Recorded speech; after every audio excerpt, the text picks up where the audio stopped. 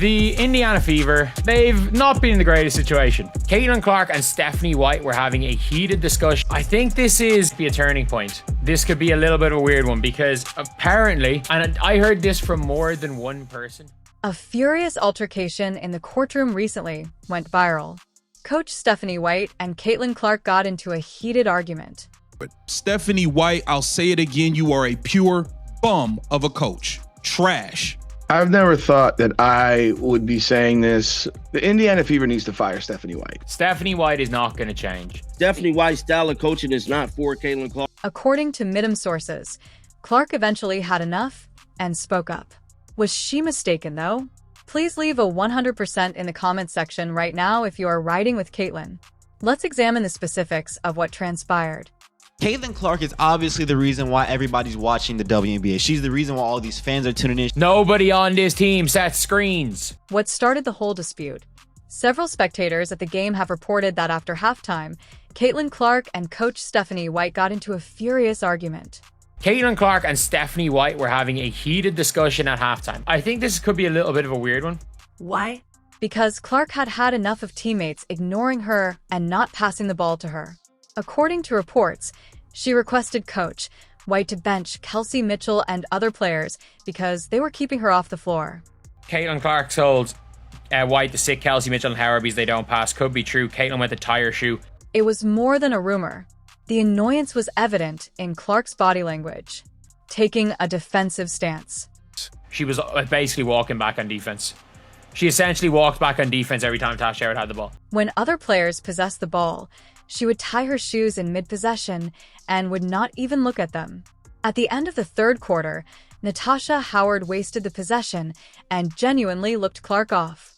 Natasha Howard looked off Caitlin Clark to end the third quarter. Natasha Howard looks off Caitlin Clark to run to nowhere. Takes 1, 2, 3, 4, about 5 steps, does the cha-cha slide, and gets it to Caitlin Clark with 3 seconds to go. There was no longer any chemistry. The coaching staff allowed the genuine tension to exist.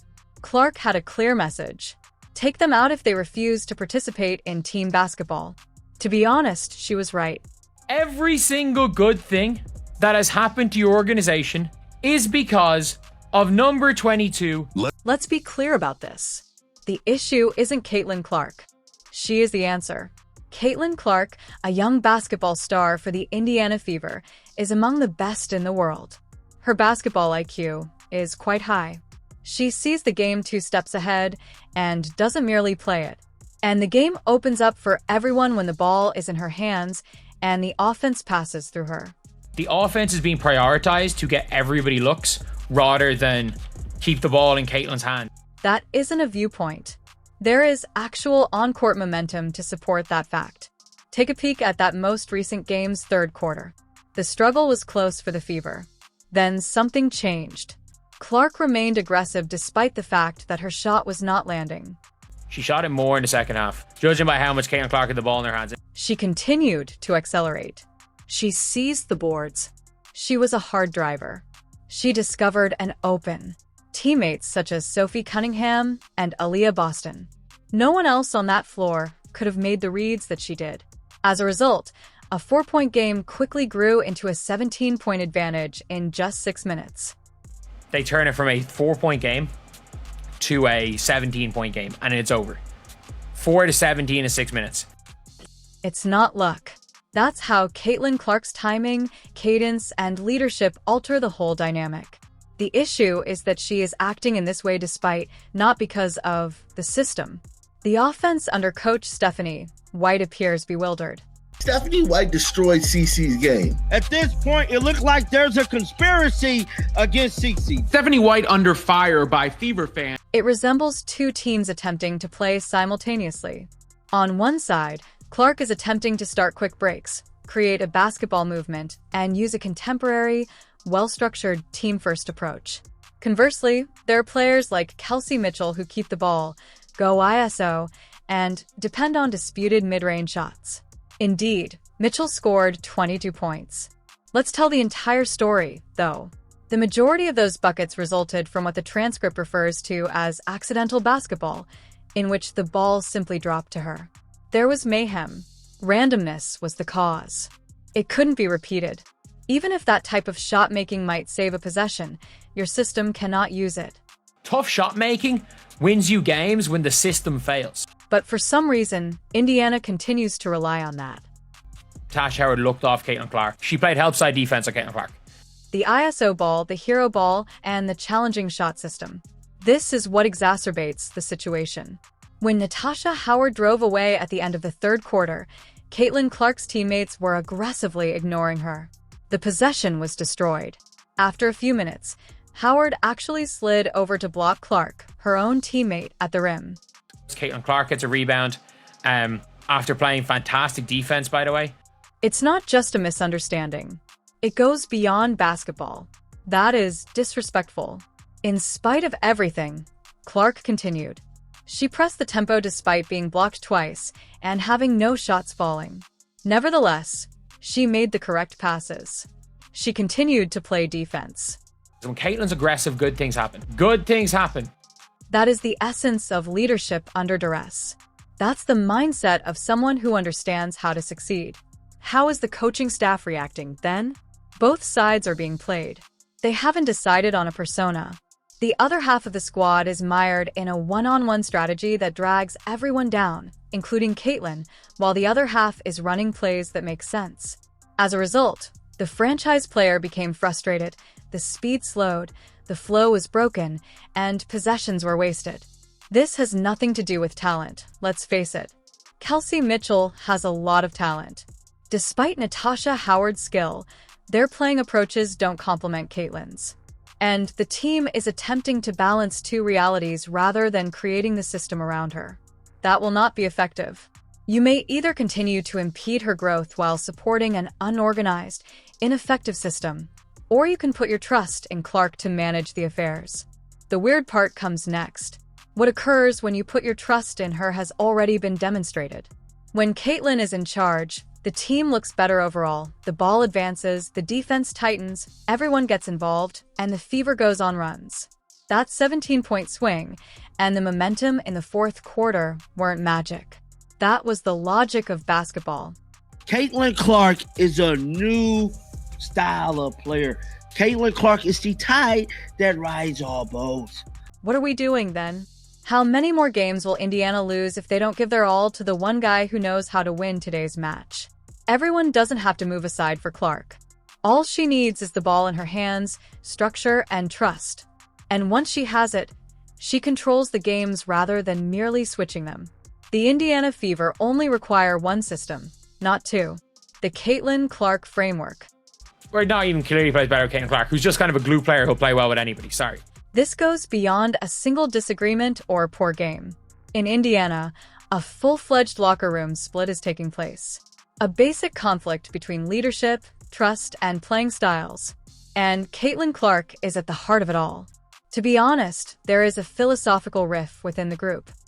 Kelsey Mitchell, if this is Caitlin Clark, Kelsey Mitchell sprints to the basket and Caitlin Clark throws the ball here and it's a layup. While Clark is attempting to improve the team with astute, selfless play, other players are playing selfish, isolation-heavy basketball. But her attempts are consistently disregarded. The two are not coincidental. It's a cultural issue. Consider Kelsey Mitchell as an illustration. She would run to the basket off the ball during the previous season. This year, she walks off the floor, putting herself in the path of easy scores and fast passes. When she doesn't have the ball this season, she practically leaves the field. Hopefully, this means that they will trust Caitlin, at least trust Caitlin when she's on the floor. She doesn't move at all off the ball. She is no longer allowing Clark an opportunity to create, running channels, or properly spacing. That is disengagement, not effort. Furthermore, it doesn't end there. In a moment of need, Natasha Howard looked off Clark, made a self-centered move, and stopped the momentum. She literally played help right after that to block near the rim and defend her own teammate. There's more to that than poor spacing. That's private.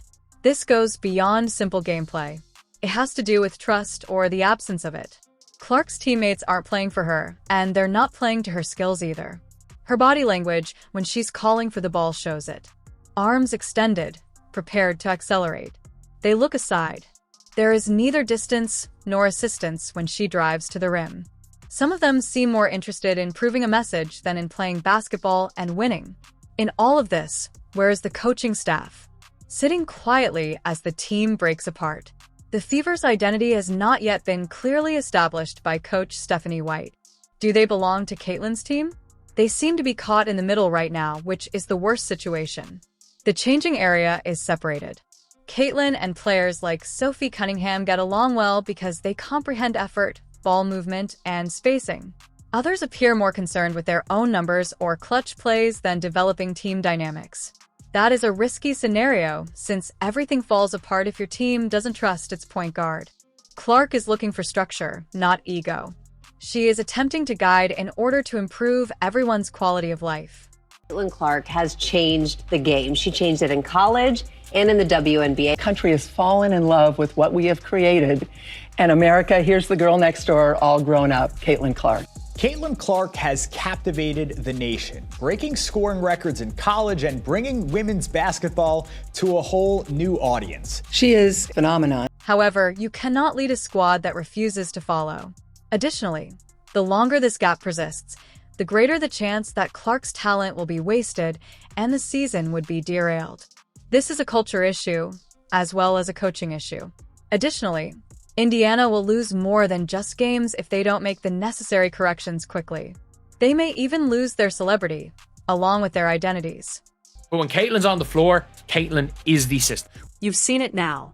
There was little drama in the heated debate. It was the tipping point. Caitlin Clark stood up for winning basketball as well as for herself. She isn't here to chase meaningless statistics or play favorites. She is here to lead, compete, and enhance everyone in her vicinity. However, that only works if the coaching staff and the team are prepared to follow her example. Clark Caitlyn is the system. The Fever triumph when they let her to take charge. You have more people who are fans of Caitlin Clark and not fans of the Indiana Fever. When they disregard her, mayhem ensues. Now is the time to decide.